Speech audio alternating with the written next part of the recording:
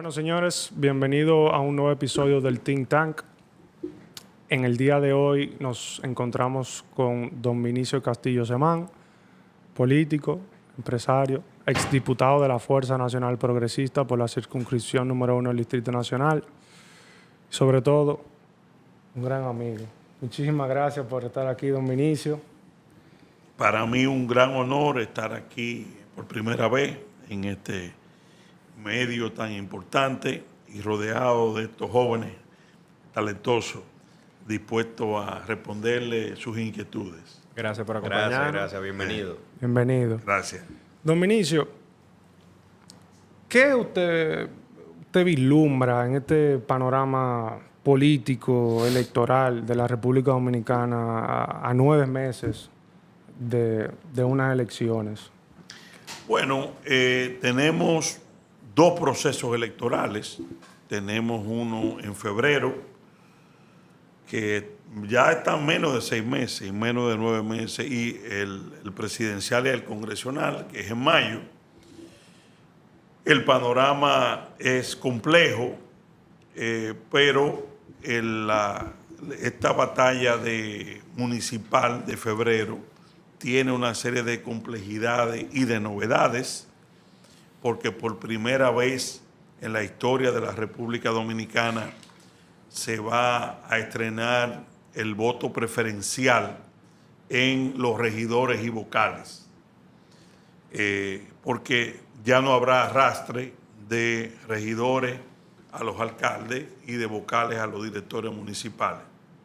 Eso es un gran reto para la Junta Central Electoral, porque el proceso es mucho más complejo. Son miles de candidatos preferenciales que va a haber, y 90 días después van las elecciones presidenciales y congresionales. También no hay voto de arrastre de diputados a senadores.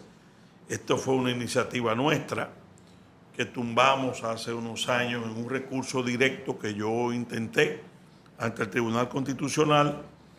Se tumbó el arrastre de diputados a senadores, lo que va a permitir que el elector tenga mucho más capacidad de elegir un candidato a senador en una boleta distinta a la de los diputados y una boleta distinta a la del presidente. En la vez pasada que se estrenó en el 20 no se pudo hacer una campaña educativa sobre este avance democrático, pero ya el elector lo va a tener ahora tanto en las municipales como en las congresionales. A nivel de posicionamiento, las encuestas evidentemente le están dando al presidente Abinader y al PRM una amplia ventaja sobre los partidos de la oposición.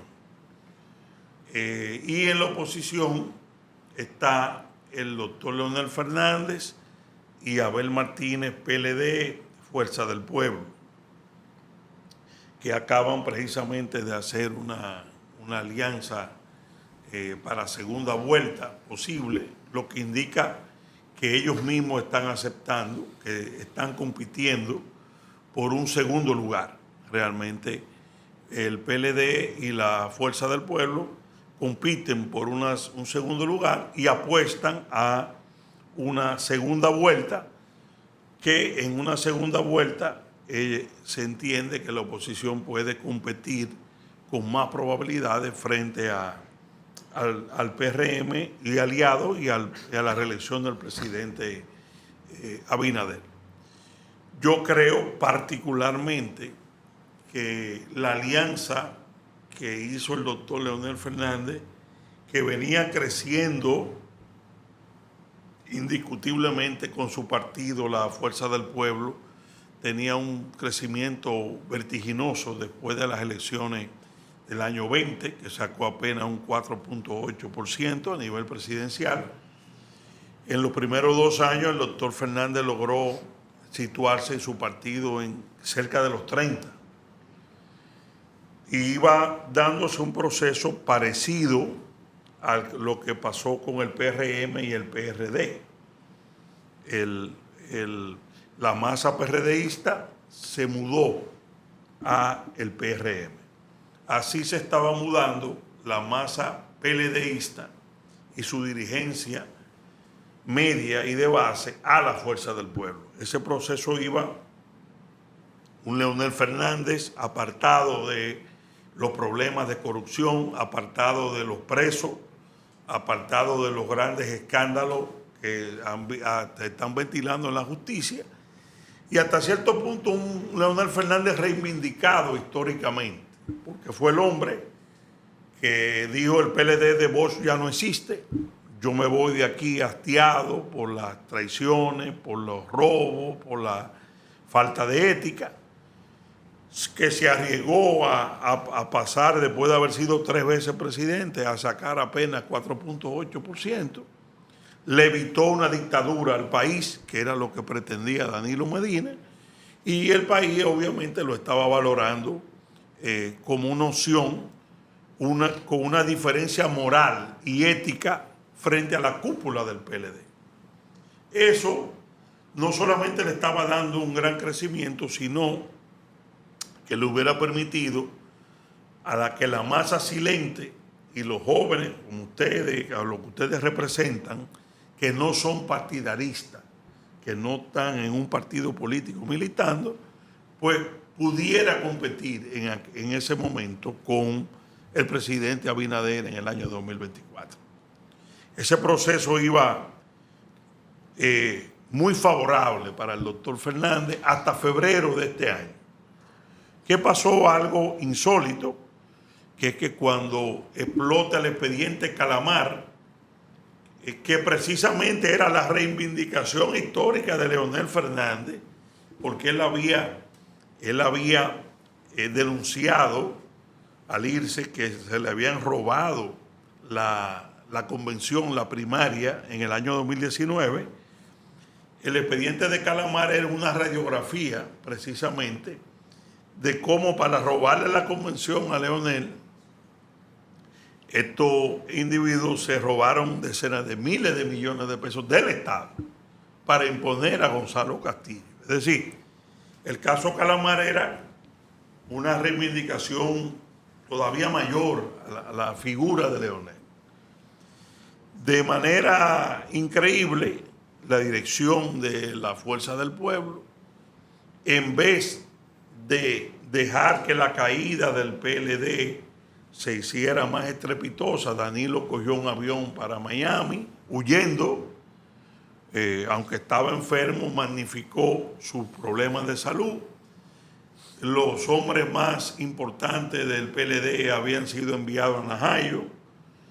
Era el momento, el PLD lucía en desbandada, era el momento de quiebre del PLD y de subida de la Fuerza del Pueblo, donde la mayoría de esa gente del PLD iba a cruzar o iba a seguir el éxodo hacia la Fuerza del Pueblo. Increíblemente, Félix Bautista, Roberto Rosario, Radamés Jiménez, al lado del presidente Fernández, lo convencen de lo contrario, que lo que hay es que lanzarle un auxilio de alianza al PLD y que lo que hay que hacer es atacar, darle solidaridad a ellos frente al Ministerio Público. Por eso ustedes vieron que la Fuerza del Pueblo lo que hizo fue atacar o criticar al Ministerio Público, dándole solidaridad al grupo que estaba siendo perseguido judicialmente por graves actos de corrupción de cientos de miles de millones de pesos. No estamos hablando de 3 cheles, estamos hablando de los robos más grandes que se hayan cometido en República Dominicana desde su fundación. ¿Qué pasó ahí? Entonces, que frenaron el éxodo del PLD hacia la Fuerza del Pueblo, porque el dirigente del PLD que se quería ir para la Fuerza del Pueblo, al oír que había una alianza, pues se quedó. Y alimentaron y fortalecieron al PLD. Danilo Medina salió del malván, vamos a decir, del caso Calamar, bajó de Miami ya sin bigote, renovado, retomó su tropa en el PLD y ahora yo creo que le han hecho el favor del siglo a la reelección de Luis Abinader. Lejos de lo que ellos creen, ese acercamiento de Leonel a Danilo, su antiguo verdugo, y al grupo del comité político del PLD, el mayor beneficiado de eso, políticamente hablando, se llama Luis Abinader Corona. Porque el crecimiento de Leonel se frizó y yo tengo ya información concreta de que ha bajado más de 5 puntos y hay una decepción enorme en una parte importante de la población que ha creído en él, pero que jamás lo creyó capaz, después de todo lo que ha pasado aquí y después de todo lo que él hizo para sacar a ese grupo de Palacio, que ahora Leonel venga como si nada hubiera pasado a buscar a Danilo y a la cúpula del PLD de socio político. Y lo peor no es la alianza municipal que firmó, porque eso hasta lo hubiera podido explicar. Lo que es un peligro para el país es que él firmó una alianza de segunda vuelta desde ahora y no la firmó con Abel Martínez, que es el candidato presidencial a que siempre le ha correspondido en el PLD las políticas de alianza. La ha negociado con Danilo Medina. ¿Y qué le puede pedir Danilo Medina a Leonel Fernández en un pacto de segunda vuelta para apoyarlo?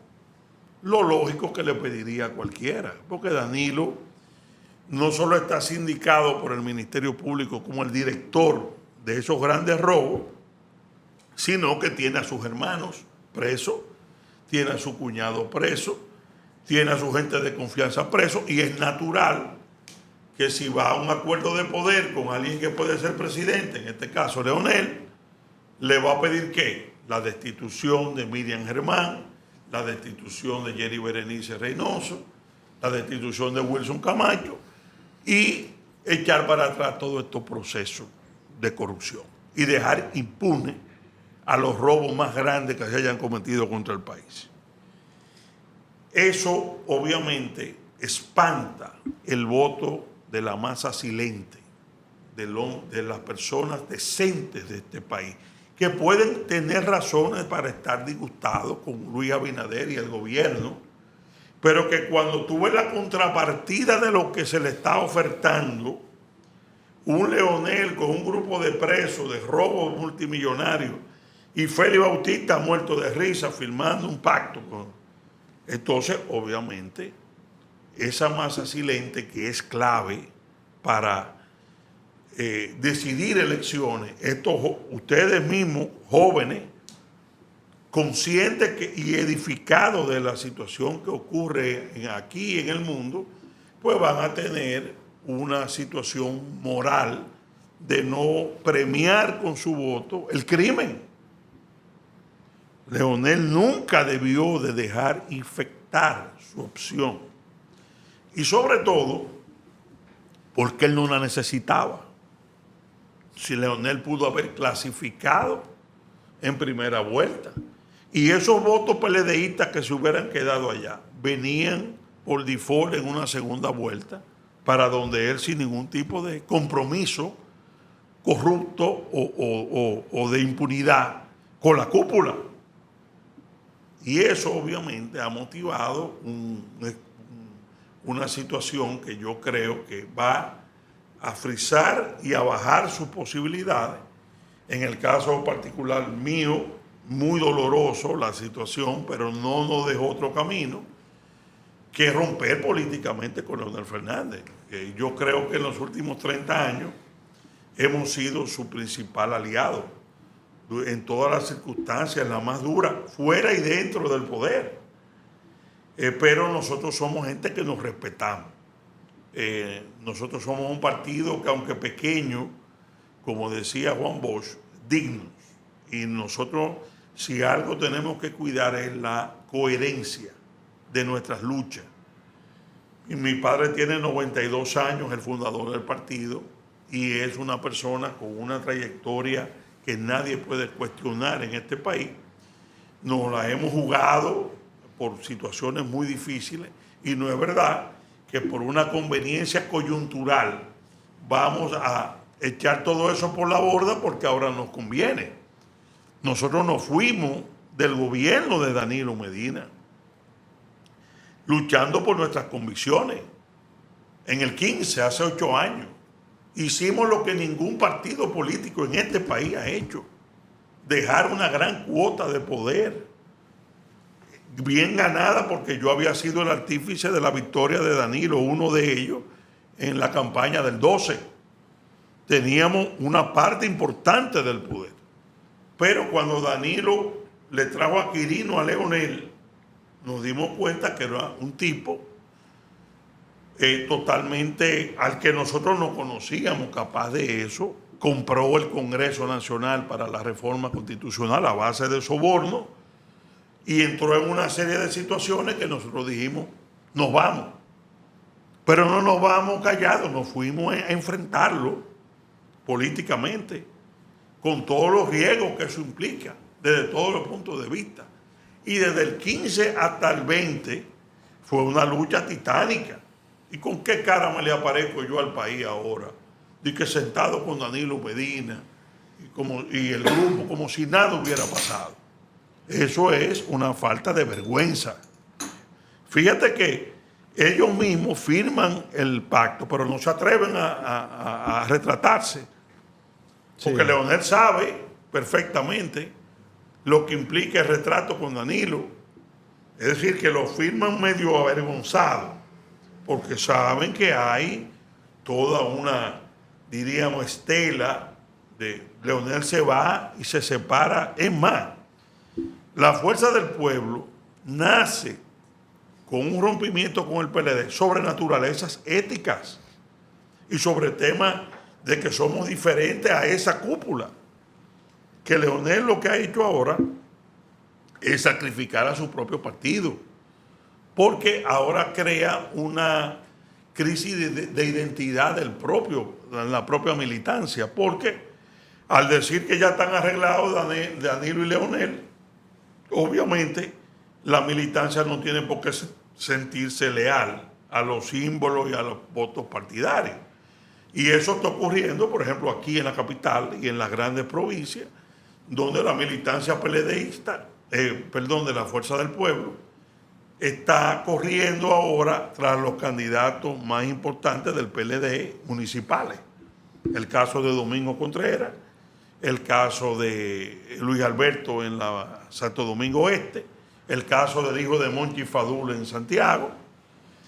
Y Leonel, con lo que ha hecho, tiene ya para febrero una Fuerza del Pueblo que es muy posible que quede no solo por debajo del PLD en votación, que el PLD lo supere 2-1, porque el amigo Rafael Paz apenas está marcando un 6, un 7%. Pero todavía hoy hay un pugilato entre el entorno de Leonel que quiere destituir a Rafael Paz para apoyar a Domingo Contreras. Igual en toda esta provincia. Entonces, aparte del daño estructural al país, ¿por qué yo digo que el peor daño que Leonel ha hecho en esto es amnistiar social y políticamente al grupo de Danilo, tratarlo de reciclar? Esa es la parte más delicada, porque evidentemente Leonel es un líder de gran importancia, con muchos seguidores, y tan pronto tú le cortas la ventaja moral y te sientas con Danilo y su grupo, tú lo estás reciclando políticamente a ellos, porque él había sido el ariete precisamente moral de decirle al país que ese grupo no servía. Entonces ahora son tus socios y que tú quieres volver al poder con ellos. Eso le hace un daño enorme al país, fuera de quien gane las elecciones. Y evidentemente todo esto conduce, le reitero, a que el mayor favorecido políticamente de estos errores de Leonel es Luis Abinader. Pero yo creo que la pregunta inmediata que surge es, ¿cuál habrá sido la lógica detrás de esa alianza en la mente del doctor Fernández? Porque usted menciona ciertas figuras que lo habrán mal aconsejado, pero sin ningún tipo de preferencia política, ni mucho menos. Yo creo que todos podemos decir que el doctor Fernández es una persona sumamente preparada y un estratega político. Entonces, ¿qué lo habrá llevado a él a no verlo como usted lo ve? Yo hasta dije en un programa que yo tengo que se llama Los Vinicitos, para graficar al país lo que yo creo que ha ocurrido. Yo dije, en sentido figurado, que a Leonel le habían dado una especie de burundanga. Porque el error que ha cometido es tan grande que tú dices, pero ¿qué es esto? ¿Cómo es posible que un hombre de su brillantez, de su estatura, haya caído en una situación como esta? Que al final es contra él mismo, porque esa es otra parte. No es que Danilo lo está apoyando. Danilo al final, ustedes lo van a ver, lo va a volver a engañar. Porque solamente un grupo, como yo he dicho, de locos viejos, puede creer que Danilo, ya restaurado políticamente, con el dinero que tiene, con un PLD muy superior a la fuerza del pueblo, con líderes mucho más candidatos que la fuerza del pueblo, le va a entregar a Leonel la presidencia para que se quede 4 y una reelección serían 8, y que va a apoyar a Omarcito para que sea el senador del distrito y después de los 8 años de senador sea el sucesor de su papá y se queden los Fernández 16 años en el poder, que Danilo va a hacer eso. Óyeme, hay que ser muy estúpido para creer eso. Danilo sabe que su existencia política está en el liderato en el PLD y sabe que si Leonel llega al poder, como él mismo lo dijo, el que firma los decretos es el presidente, hasta ahí llega el liderazgo de Danilo. ¿Va a hacer Danilo eso? Yo creo que no. Y eso se va a ver. ¿Tú sabes cuándo se va a ver eso? En febrero. Porque ellos han firmado un pacto de que para que el PLD apoye algunos candidatos de la Fuerza del Pueblo a alcalde. Ustedes van a ver, Danilo va a mandar a votar en contra de todos esos candidatos para que Leonel no saque ni un alcalde. ¿Pero por qué lo va a hacer? Porque no te va a alimentar alcaldes para que al otro día te vayan a ayudar a la Fuerza del Pueblo contra el PLD. Entonces somos aliados hasta el 18 de febrero. Yo soy del PLD, te voy a apoyar a ti de candidato a alcalde para que inmediatamente tú ganes al otro día, tú apoyes a Leonel y a la Fuerza del Pueblo. ¿Contra quién? En la primera vuelta. Contra mi partido. Eso es una locura. Es decir, que lo que él ha hecho, yo solamente me lo explico como una especie de burundanga que le dieron. Ahora, yo no lo quiero excusar a él, porque él no está, como tú bien apuntas, Jorge, Leonel debe ser, o se supone que es el líder. Y el que tenía que decir, mire, yo lo oía todito aquí, Feli, el otro, es por aquí, es el líder, no ellos dirigir al líder. Hay una versión que ellos entendieron que cuando cayó preso el grueso económico del PLD, ellos dicen, el razonamiento que he oído, que no tienen recursos, y mal entendieron que quien podía financiar a una candidatura o un proyecto para vencer a la reelección era el grupo perseguido judicialmente. Entonces, ahí se confundieron porque ellos creyeron que todos esos cuartos, en otras palabras, de esos tigres, que son miles de millones, se lo van a dar a Leonel y a los candidatos de la Fuerza del Pueblo. Cuando todo ese dinero, quien lo va a usar es Danilo. ¿Para qué? Para fortalecer su PLD. No para entregárselo a Leonel. Así que esa es la situación. Bueno. Pero ahí yo quería hacer la pregunta, porque al final, igual como dijo Mark, yo creo que no hay duda de que el doctor Fernández quizás históricamente... Se perdió en lo claro. es históricamente, bajo mi percepción, quizá uno de los líderes políticos más brillantes que ha tenido la República Dominicana. Entonces, y como usted bien señaló, yo creo que al tomar esta decisión, yo creo que lo que él había hecho con las manos al dividirse, lo deshizo con los pies. Así es. Entonces, quizás la respuesta que yo le encuentro a por qué él ha tomado esta decisión, quizá, y esa es mi pregunta, ¿será un tema de miedo a que en esta ocasión él no tenía chances de poder ganar a las elecciones y miedo de quedarse fuera? Pero es todo lo contrario. Leonel iba y la Fuerza del Pueblo en ascenso vertiginoso y el PLD hacia abajo. Es decir, él podía perfectamente, a nivel, por ejemplo, municipal, a principios de este año, él pudo, esa inmensa popularidad de él, ir a los pueblos, escoger en cada municipio los mejores candidatos, subirle la mano, como se la subieron a él. Sí. Porque eso es lo que pasa. Sí. Los líderes, ¿de dónde surge Leonel? Leonel jamás hubiera sido presidente de este país si Joaquín Balaguer, que era el jefe real de esta nación en términos políticos en ese momento, le sube la mano, y Juan Bosch. Claro. Si no, nunca hubiera tenido oportunidad de nada. Leonel lo que hacía era llevar notas de prensa a los periódicos y comentar asuntos internacionales en el 94, 93. Entonces, a él recibió una oportunidad de los líderes. Así él debió de escoger jóvenes, que fue mi discurso. Antes de este rompimiento, siempre se lo dije, pública y privadamente, presidente Fernández, haga lo que hizo Balaguer en el 86. Un cambio generacional. ¿Por qué Balaguer volvió siendo un viejito de casi 90 años? Porque Balaguer se dio cuenta que no podía volver con el mismo equipo de los 12 años. No podía volver con los generales, no podía volver con la cara corrupta que empañaron su gobierno. Y ese viejito hizo así y buscó 20 jóvenes. Luis Toral, que tenía 25 años.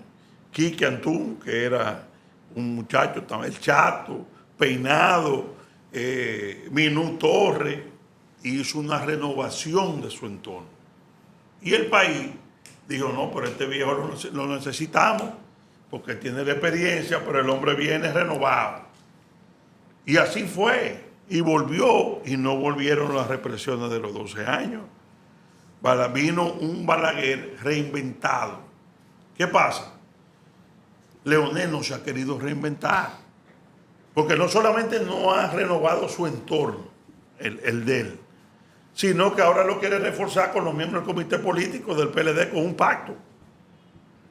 Yo se lo dije, el país no va, aunque lo admire, usted no va a volver a esas caras otra vez para los ministerios que se pasaron 20 años ahí.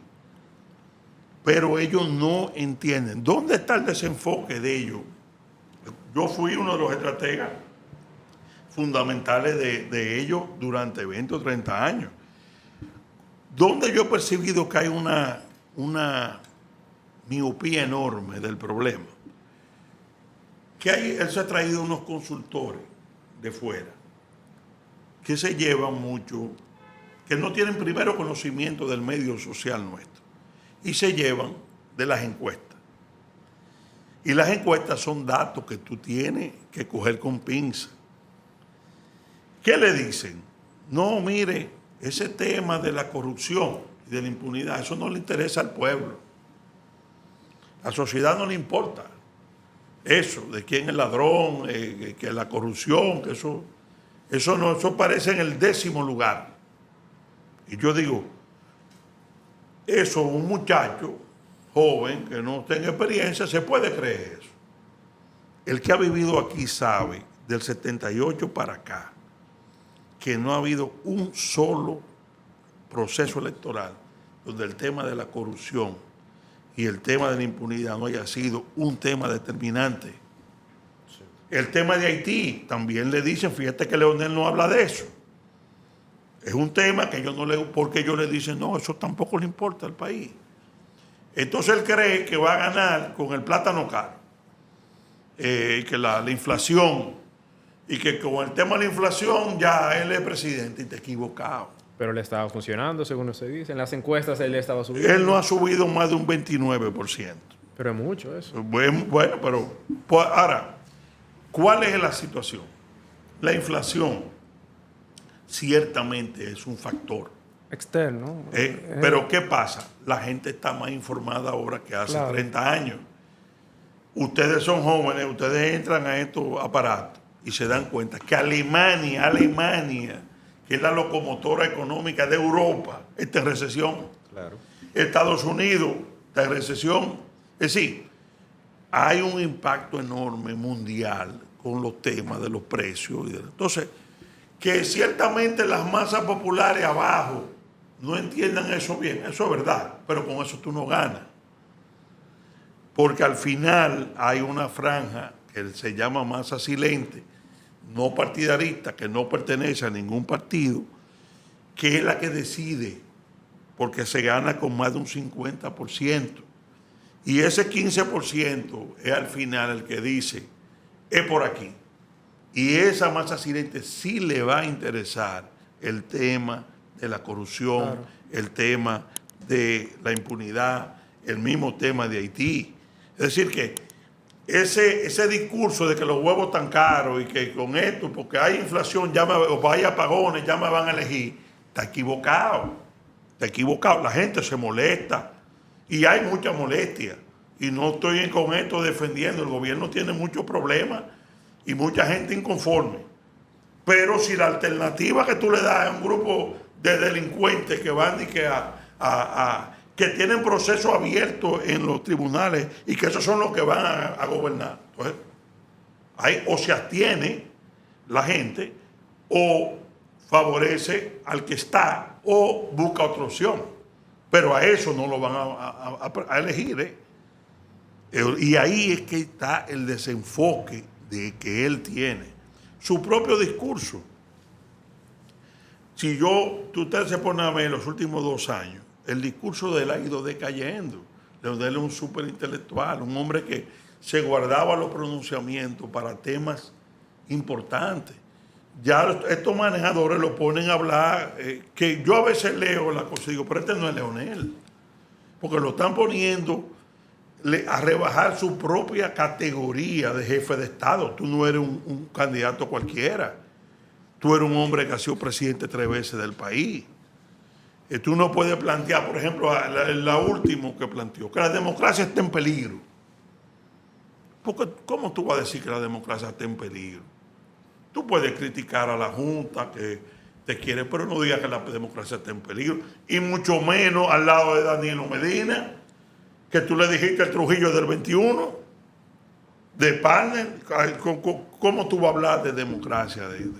Y Luis puede tener defectos, pues tiene muchas virtudes, pero Luis es un demócrata.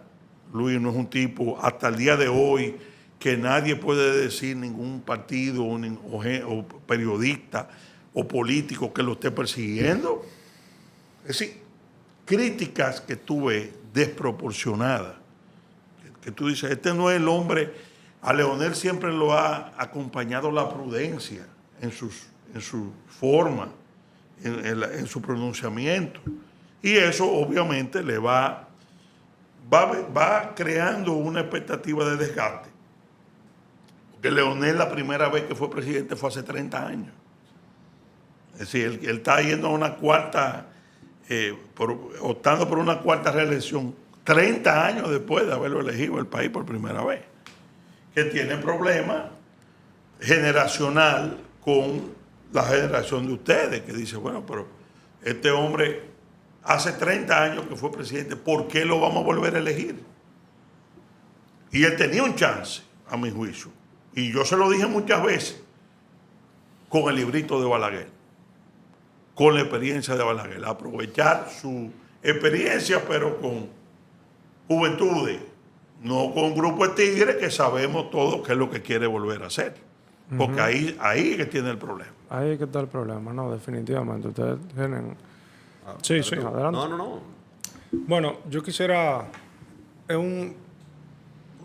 Usted ha expuesto bastante claro el panorama político. Uno se queda sin palabras, a veces uno dice miérquina. Este es el grupo yo no sabría ni cómo llamarlo, que está tratando de volver a gobernarnos. Yo creo que uno hasta se pone la mano en la cabeza y solo le pide a Dios que ilumine a los jóvenes y que despierten. Claro. Que despierten porque quien pretende volver a gobernar, quienes pretenden volver a gobernarnos, ya están probados. Ya están probados y la trayectoria está ahí. Ahora uno tiene como usted muy bien mencionó, tiene acceso fácil a la información. Claro. Google no olvida.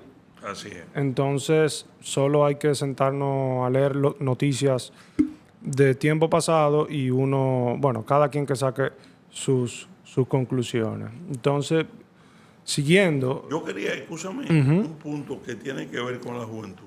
Mira, lo peor de esto no es solamente lo que han hecho, sino que han lanzado a los voceros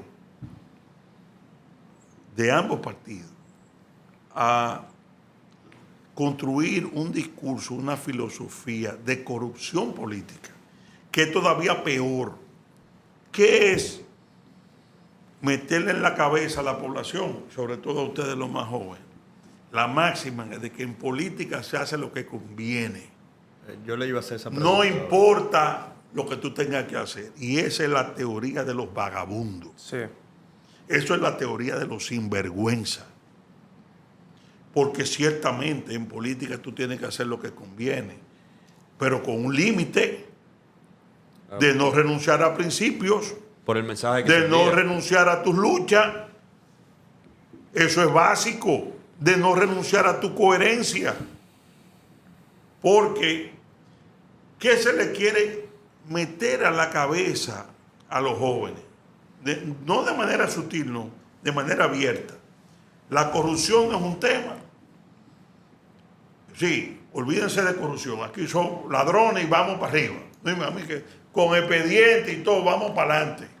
Y aquí hay que elegirnos así. Y se hace lo que conviene. No importa que yo le dije hace 3 años a este país, todo lo contrario a lo que le estoy diciendo ahora.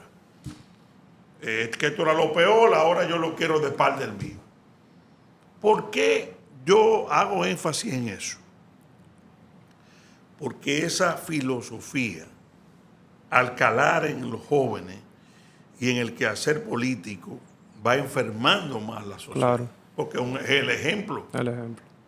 Es lo que me conviene. Si yo mira, a mí me conviene ahora que Danilo, déjame buscarle el lado para ver si me apoya de candidato a senador. Y va y me da unos cuartos.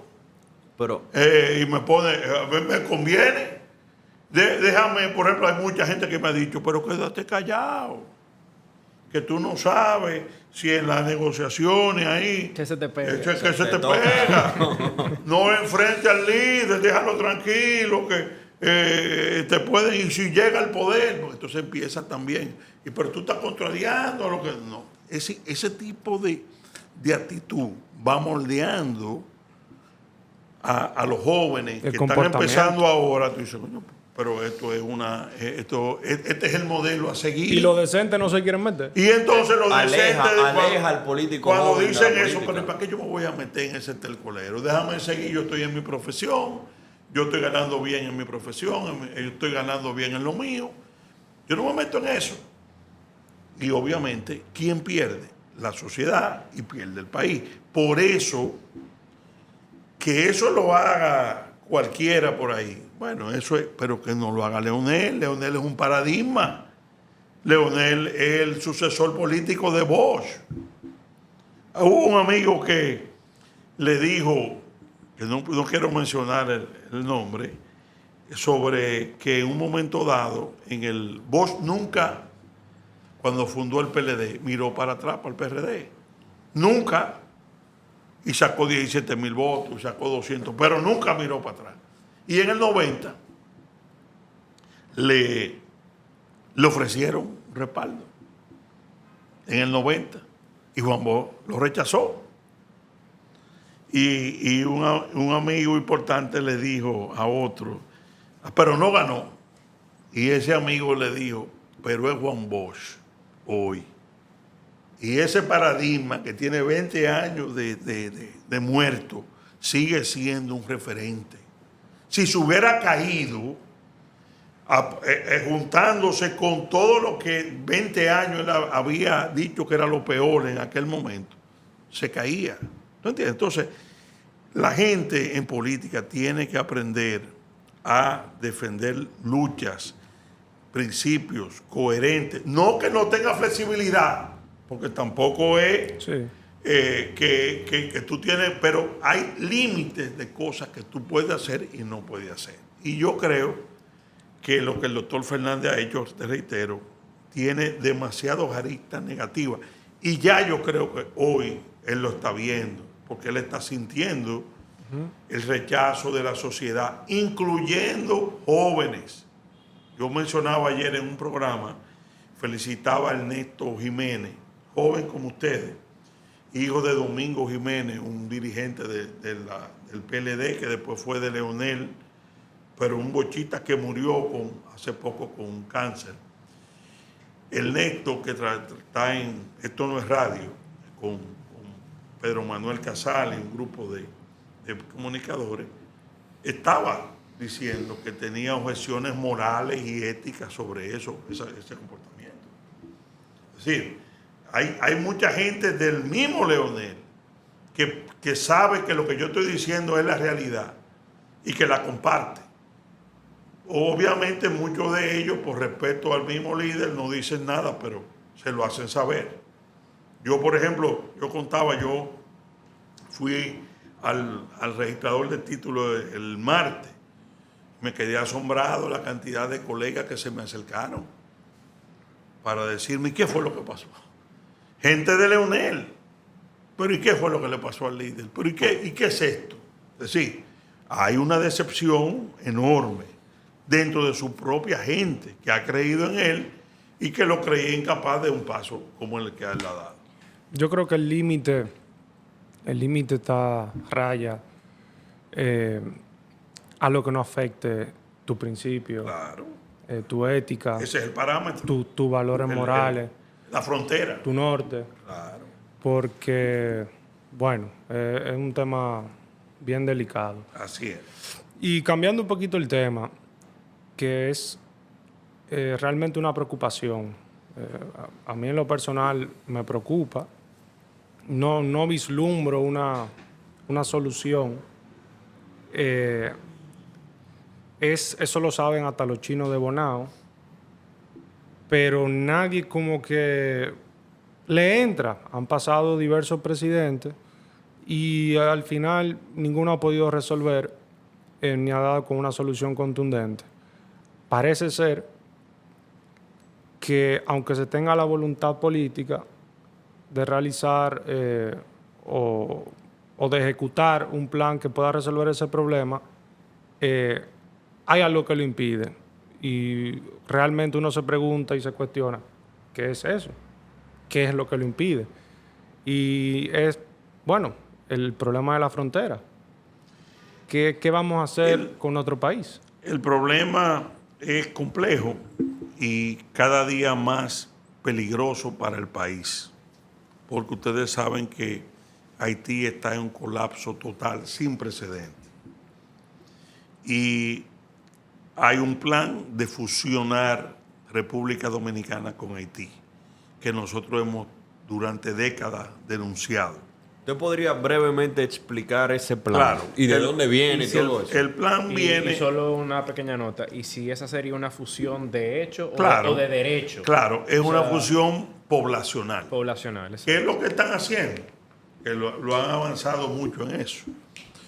Que República Dominicana se haga cargo de los problemas económicos y sociales de Haití en la República Dominicana.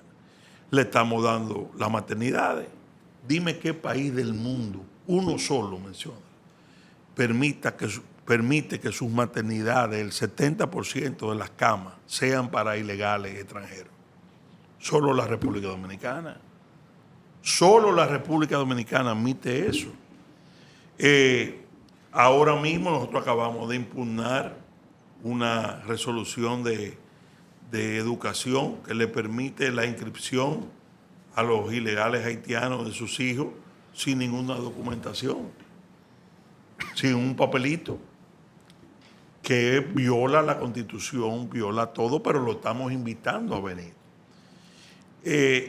Uno de los aspectos fundamentales que yo creo que han estado fallando y que lamentablemente, pese al esfuerzo que ha hecho el presidente Abinader, migración, que está deportando récord, la verdad es que la corrupción militar está impune y hay un negocio enorme de mafia en la frontera, dejando pasar a los haitianos ilegales.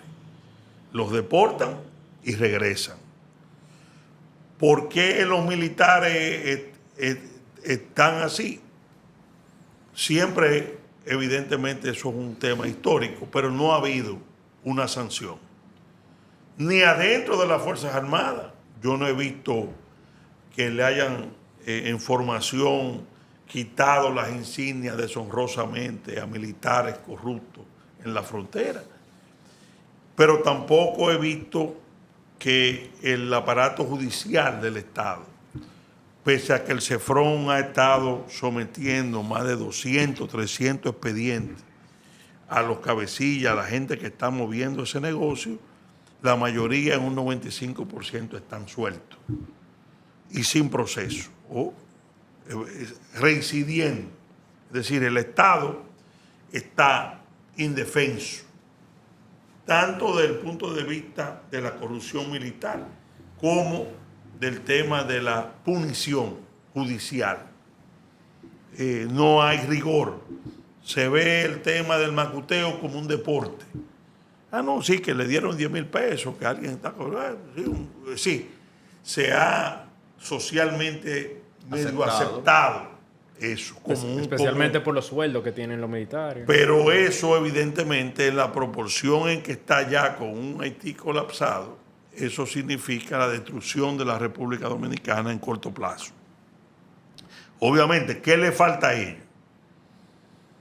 Le falta un nuevo plan de regularización, que ya lo han estado planteando los fusionistas, porque hay funcionarios fusionistas dentro del gobierno, que lo encabeza el canciller, para regularizar 1 millón de haitianos aquí y darle papeles ya, y posteriormente echar para atrás la sentencia 168-13. Ahora ustedes saben que va a venir la renovación del Tribunal Constitucional. 5 magistrados, sale Milton Ray Guevara, que ha sido uno de el presidente y un hombre clave en un pilar del Tribunal Constitucional.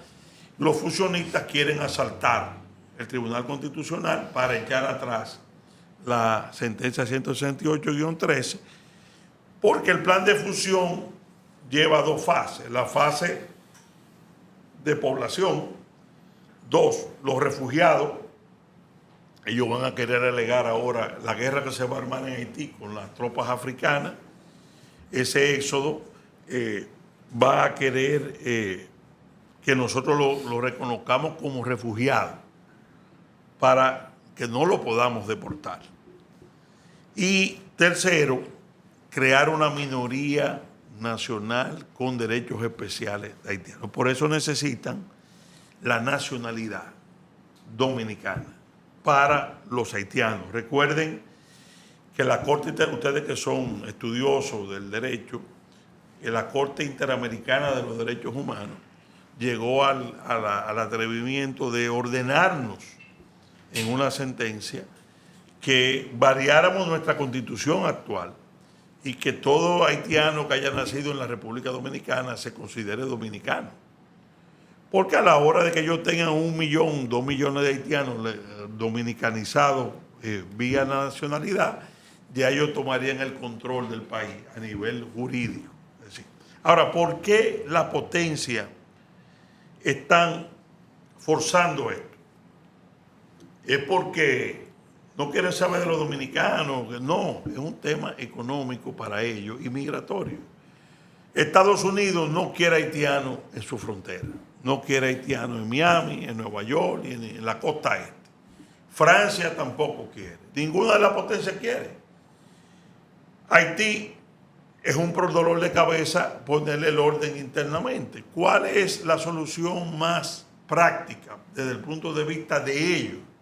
O que esa población vaya para la República Dominicana, que es un país que tiene un grado mayor de desarrollo económico, y vamos a darle un dinerito a República Dominicana para que se haga cargo de esa población. Borrando todo lo que es nuestra historia, porque esto no es un tema migratorio solamente. República Dominicana, hay mucha gente que yo oigo que me da cuerda, vamos a decir, que quiere analizar esto de una manera muy simple, ¿no? Tú sabes, porque el más pobre cruza para donde tiene trabajo, en principio es así. Pero hay una particularidad con República Dominicana. Nosotros nacimos como nación expulsando a los haitianos de aquí. Esta nación se llama República Dominicana y existe como Estado porque sacamos a plomo y a machete al ejército haitiano en 1844. ¿Qué pasa? Esa población, aparte de ser migración económica, también entiende que este lado le pertenece. Porque en la escuela haitiana, en toda su cultura, en todo lo que es su historia, se le enseñó la única e indivisible, que esta tierra es de ellos y que realmente la independencia dominicana fue la obra de un grupo de oligarcas racistas en los trinitarios que por razones de color expulsaron a los haitianos de aquí. Esa es la historia que a ellos le han metido en la cabeza. Es decir, en otras palabras, Haití está 170 y pico de años después retomando el territorio de la República Dominicana sin tirar un tiro. Ellos están poblando la República Dominicana. En la frontera, por ejemplo, en las provincias, hay un desastre. Ya tú le das 10 años más a las 5 provincias fronterizas y ellos tienen mayoría. Porque además los dominicanos se están yendo. Ya los dominicanos no quieren estar en la frontera. Por eso he insistido, desarrollo de Pedernales con el presidente, insiste en el 80-20.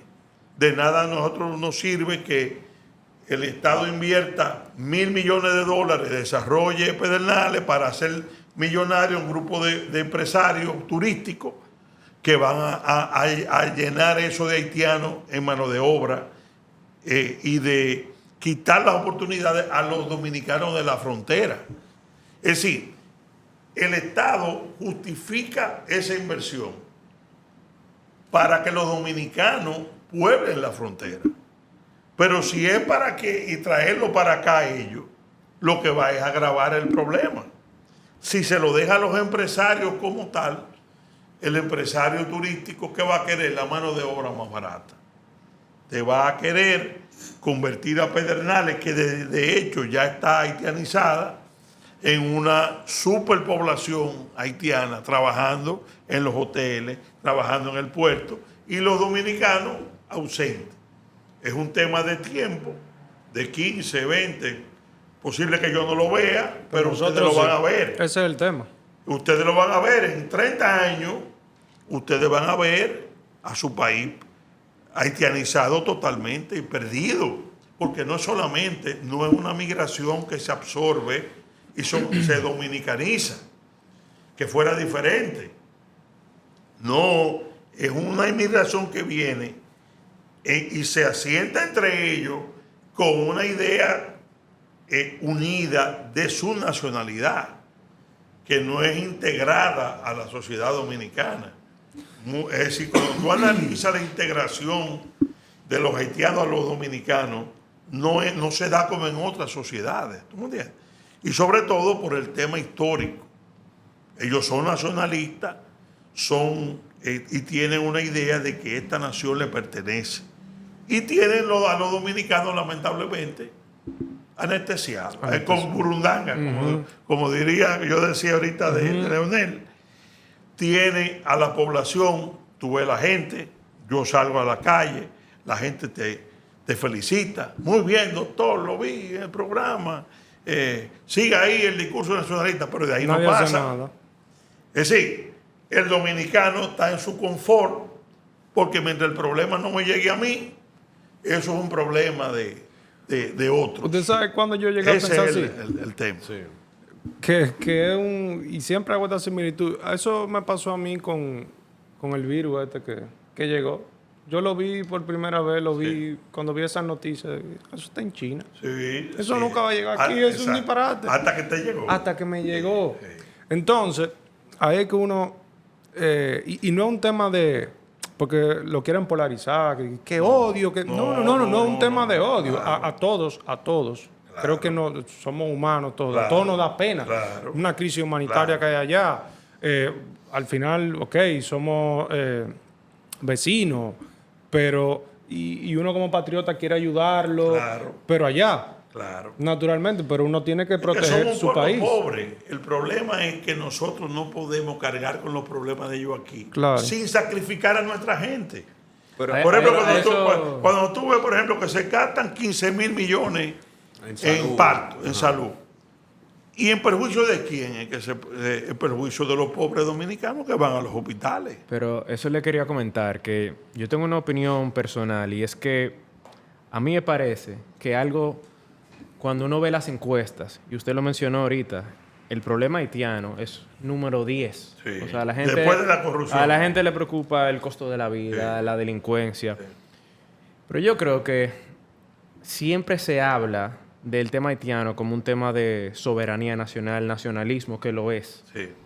Pero yo creo que calaría más en la psiquis, en la mente del dominicano, cuando de manera coloquial entiendan que le está afectando, Claro, dándole por el pelado. claro. ¿Por qué?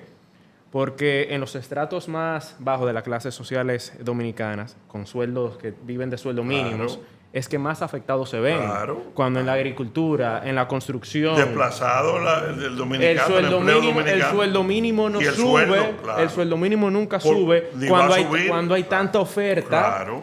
de informal. inmigrantes ilegales que pueden venir a trabajar por Totalmente, menos. El totalmente. salario mínimo no va a subir. Totalmente. Y entonces tú como dominicano, aunque no lo veas, te ves afectado en tu bolsillo. Así es. Es Pero, una pero pena. antes que usted responda esa pregunta, Sí. complementando ese comentario que tú haces, Mark, yo le pregunto, entonces, quizá, y le pregunto, ¿qué usted piensa de esas personas que dicen, bueno, lo que hay que hacer es regularizarlo de manera ordenada para que puedan contribuir a las arcas Sí, del Estado? mira, las dos preguntas. Es una pena que el trabajador dominicano no tenga quien lo defienda. Este país ya, quienes están llamados a defender a la mano de obra dominicana, ese tema no lo tocan. Tú no has oído ningún líder sindical Ya hablar. los sindicatos desaparecieron. Desaparecieron. Lo único que están es Sí. lo de Es más, güey, el parecen transporte. empresarios. Lo del transporte. Los sindicatos aquí, los jefes de sindicatos parecen empresarios. Sí. En cualquier país del mundo, ese tema de la nacionalización del trabajo debiera ser un elemento, y no solamente con los haitianos, con los colombianos, con los venezolanos, de la defensa del interés interés nacional. Todo el mundo callado. El tema de la regularización ya se hizo. Porque aquí se quiere poner como que la regularización... Aquí pasamos 4 años sin deportar a nadie en el gobierno de Danilo Medina para un plan de regularización. Y se inscribieron 300,000 haitianos para esa mano de obra. Pero estos empresarios, ya esos 300,000 no le bastan. Porque ellos no lo quieren regularizado. Ellos lo que quieren es traerlo de allá para pagarle menos y tener un papelito de decir que están regularizados. ¿Tú me entiendes? Entonces, ¿qué pasa? Si tú en un contexto como este, un Haití colapsado, sin gobierno, en manos de bandas criminales, con un éxodo masivo, tú le dices ahora vamos a hacer un plan de regularización nuevo. De entrada tú tienes que parar las deportaciones. Porque para Estamos regularizando, claro. eso es simplemente decirle a Haití, los que no han venido para acá, vengan todos. Vengan aquí a regularizarse, porque para regularizarse no habría que cruzar la frontera y ya. Te ponen. Entonces, la regularización implica otra cosa. Viene sin identidad civil. ¿Con qué nombre y apellido tú le vas a regularizar a esa gente? Tú le vas. El único que puede darle un nombre y un apellido a un haitiano es su Estado, es su consulado. Claro. Tú no le puedes decir a una persona regularizada, invéntate un nombre y un apellido. Ese es uno de los problemas que tenemos ahora con educación. En nuestros recursos le estamos diciendo el daño estructural que tú le haces a un niño que supuestamente es de que para ayudarlo a que estudie, es tú ponerle que el profesor le ponga un nombre y un apellido que se inventó el profesor. ¿Por qué tú le estás traumatizando a ese niño? Porque esa identidad es falsa. Y en unos años, cuando él crezca y todo el mundo lo llame, usted se llama Juan Pérez. Ah, mira, que yo nunca me he llamado Juan Pérez. Yo no tengo, mi nombre es... Entonces tú, aparte de que es ilegal, aparte de que lo está traumatizando. ¿Qué es lo que tú tienes que hacer? Llegó un niño, vamos a buscarle su acta de nacimiento. No es dominicano, vamos al consulado. Pero ya el niño sabe cuándo nació, quién es su papá y cómo se llama. Ese es el primer derecho humano. Después de la vida, el derecho al nombre y al apellido es el primer derecho humano que tú tienes. Entonces, se inventan, no, que los tratados internacionales, nosotros estudiamos en los tratados, ustedes les invito a que lo hagan, de los derechos del niño.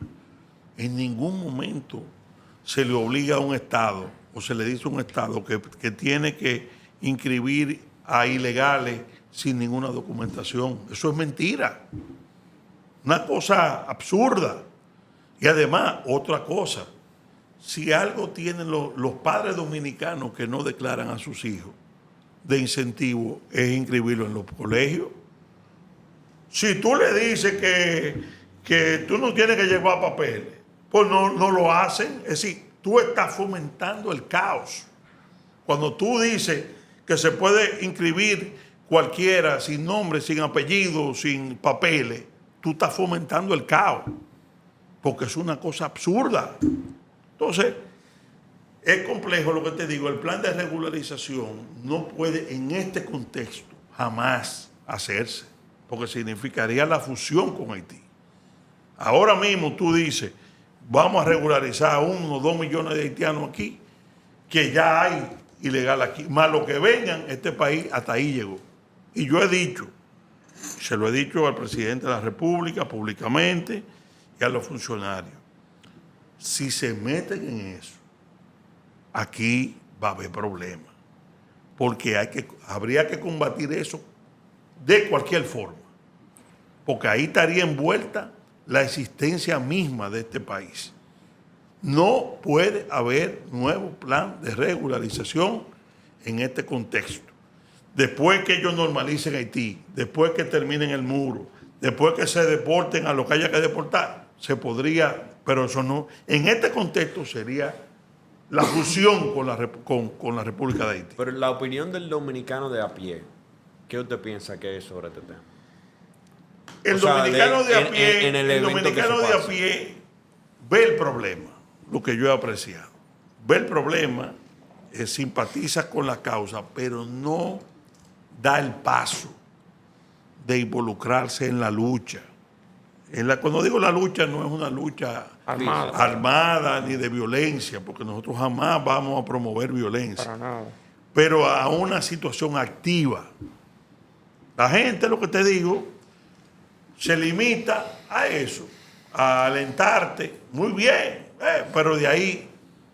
Entonces, ese mismo que te dice eso, tiene la muchacha de servicio la quiere haitiana, para no pagarle. El guardián, el jardinero, es decir, ¿Por qué? Porque hay una falta de conciencia colectiva, nacional.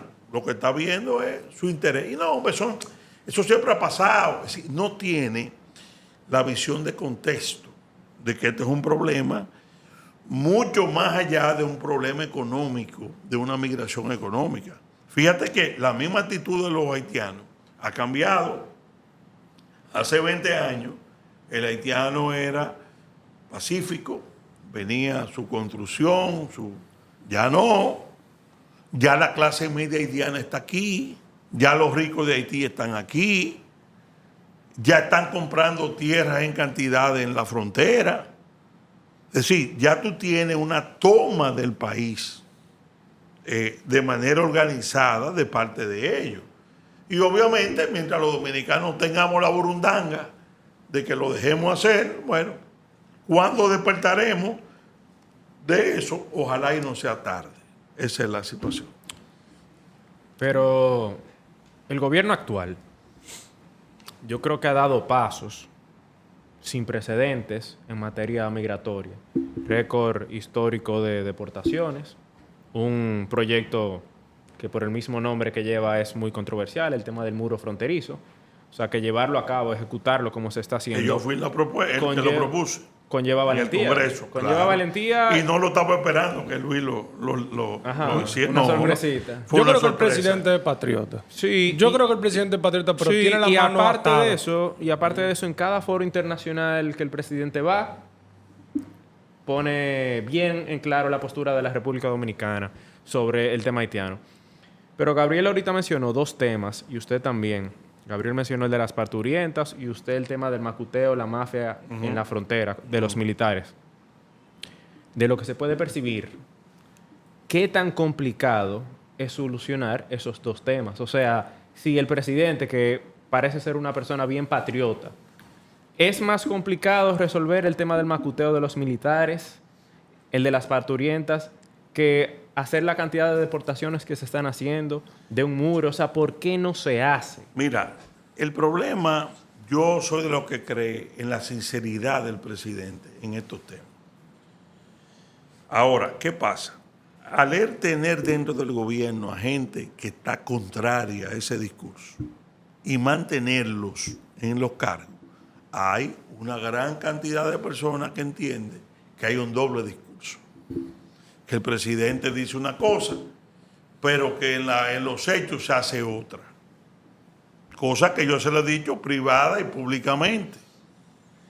Yo, porque lo conozco a usted, conozco su familia, conozco de dónde usted viene, es decir, yo creo 100% que él está realmente comprometido con la defensa de este país. Y que ha hecho, como tú dices, a nivel internacional, ha hecho cosas. Eso que Biden le pidió que firmara No firmó. a él, cara a cara, y no firmó, fue un acto de valentía. Sí. El mismo tema del muro. Fíjate lo del muro. El muro él lo anuncia al principio del gobierno. Vamos a 2 años y pico, 3. Le han dado pasos de jicotea. Esa es la verdad. En la primera etapa, los 56 kilómetros. Yo sé que me dicen hay unos amigos que están trabajando en eso, que va a estar listo, pero mira dónde estamos. En septiembre. Sí. Y no está el muro. Es decir, hay dentro del gobierno gente que está haciendo labor de zapa a ese discurso. ¿Y él quién está sufriendo las consecuencias de credibilidad? El presidente. Porque mucha gente me dice a mí en privado, deja de defender a tu amigo, que es lo que te tiene mareado, dice una cosa pero está haciendo otra. Por lo que tú dices, el tema de los militares. ¿Y por qué los da un manotazo? Y cambia el que haya que cambiar en la frontera y mete mano dura. Pues sí, son cosas que él tiene que apretar la muñeca en eso. Yo creo que el tema militar en la base de la corrupción de la frontera es un tema que tiene que abordarse como un tema país. No puede permitirse mafia, aunque se haya que crear un cuerpo nuevo, aunque se le tenga que duplicar los sueldos, pero eso tiene que dársele un rigor diferente. Es ese macuteo de que lo cogen aquí, que después eso sube para arriba, eso hay que acabarlo. Y el presidente, su voluntad política es fundamental. Sí. Y eso sabemos que es complejo, pero tiene que hacerlo porque si no, al final, su palabra queda comprometida. Y una cosa, o sea, porque uno trata a veces de meterse en la cabeza de la gente. Y ¿no será que él quiere, pero no puede? Bueno, pero el que no puede, la gente te va a decir que él es el comandante en jefe. Hay presión internacional. No, pero por ejemplo, para el tema de la corrupción militar, él es el comandante en jefe. Sí. Él es el que tiene que dar manotazo. Y si tiene que caer, que tenga que caer para eso, él tiene que hacerlo.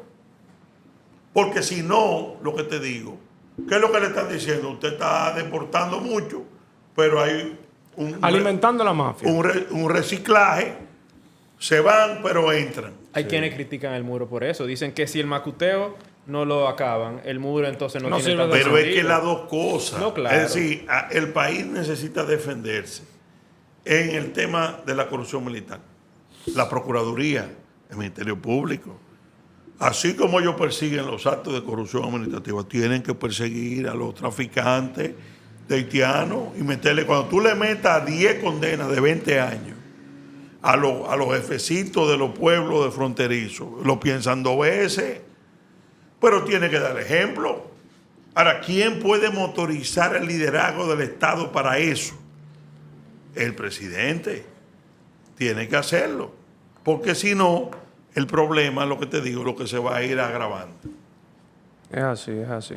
Y usted que menciona el Ministerio Público ahora, me surge para finalizar aquí, me surge la inquietud. Una vez se lo pregunta, a veces cree que sí, a veces todo el mundo tiene sus intereses. ¿Usted realmente cree que es un Ministerio Público independiente? El Ministerio Público, a mí no me cabe ninguna duda que es independiente, que conoce, yo tengo desde la edad de ustedes, que conozco a doña Miriam Germán. Cuando yo me gradué, mi primer juicio penal, ella era juez de la Cámara Penal de primera instancia. Y es una persona absolutamente independiente. Nadie le puede dar órdenes a Miriam Germán. Su naturaleza es la independencia.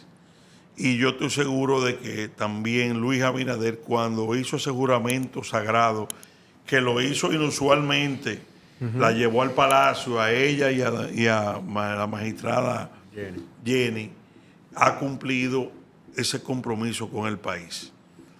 Eso no quiere decir que no haya críticas que hacerle en determinados momentos. Pero la verdad es que se le están jugando la cabeza. Ellos han enfrentado poderes muy importantes, no solamente la corrupción, sino del narcotráfico. Fíjese, ella incluso está amenazada, su propia familia. Se desmanteló toda esa mafia que había en la Procuraduría. Es un proceso. Ese proceso no se puede revertir ahora por un cambio de gobierno o por un cambio político. Ahora, que hay que mejorarlo, estamos de acuerdo. Que debe haber procesos contra otros litorales, vamos a decir que no sea nada más lo de Danilo y de su grupo. Eso es una crítica válida. Yo le he hecho una crítica. Danilo Medina, ¿por qué está suelto? Yo se la he hecho. Hay quienes dicen que al 01 Pero no se toca. oye, en todos los expedientes que ellos han hecho, hay 70 menciones de Danilo en cada expediente de eso. Y no ha sido ni siquiera interrogado una vez. Pero no, eso no es un precedente peligroso. Muy peligroso. Muy peligroso. Encarcelar a un presidente. No, muy peligroso que se cree la sensación de que porque usted haya sido presidente, usted es intocable. Porque finalmente la gente dice, bueno, pero si el que dirigió todo eso está impune, politiqueando como si nada, es injusto que los otros estén presos, porque el director está suelto. Esa es una crítica que yo le he hecho públicamente. Ahora, eso no quiere decir que se han fajado y que se la están jugando y que están haciendo cosas que aquí hacía muchos años que no se hacían. Don Vinicio, Muchísimas gracias nuevamente por acompañarnos el Bueno, día de hoy. para mí un gran honor estar aquí con ustedes. Les reitero, un honor especial por la juventud de mis entrevistadores, de mis anfitriones y del grupo también técnico. Y eso me llena también de satisfacción y espero haberle contestado todas las... Sí, no, Claro que sí. definitivamente una Entonces, conversación bastante enriquecedora y nada, señores, muchísimas gracias por sintonizar este podcast, que es su espacio favorito de pensamiento y nada, hasta la próxima.